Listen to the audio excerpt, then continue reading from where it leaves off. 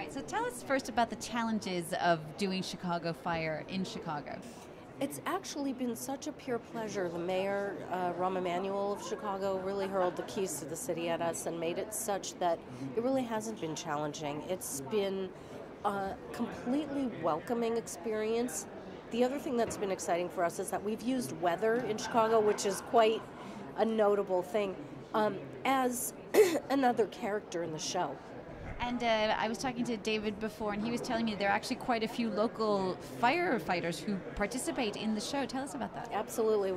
They come to the set, and they are basically camera ready in that their background sort of feature, and the director yells action, they know exactly what to do. They just start hauling their equipment and doing whatever they do, quite unobtrusively actually. So it lends an air of authenticity that we otherwise wouldn't have if we had to have all those people be performing those gigs as actors. And tell us a bit more about the cast, how you came up with the cast, maybe the people who are here with you in Monaco, who they are. Well, we feel so fortunate. We had a wonderful set of casting sessions for about 2 months before we shot. And it was a challenge because we have a huge ensemble, so we had to put it together piece by piece and make sure as we cast each person that they would fit well with the other people we were choosing.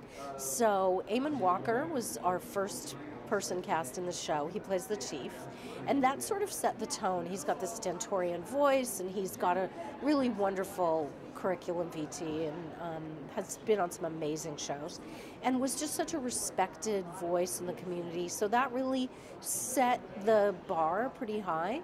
And then conversely, we found Charlie Barnett, who plays Mills, as the rookie, and he was straight out of Juilliard. This is, I think, his very first real, series regular role for sure.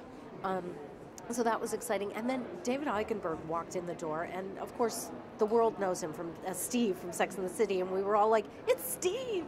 And yet he's from Chicago. He just lends that complete hometown sensibility to the show, and we just loved him from day one. So that was a done deal pretty quickly. How would you say television's changed since his heyday? So much. First of all, there's no patience anymore on the part of the networks. If a show doesn't work within 2 episodes, it's just yanked, which is awful because nothing gets a chance to really sort of plant its feet and grow. We were very fortunate that NBC was very patient with Chicago Fire because it was not what you would call an instant hit right off the bat the first week. But you grew with those characters. You became more and more invested with them. And then by week 6, people were completely hooked. So there's a difference because most times networks don't spend the time anymore coddling a show like that. And also, certainly when I was with Aaron, there were 3 broadcast networks. There was no original programming on basic cable. There was no premium cable programming except for movies. So it's a completely different landscape for delivery systems.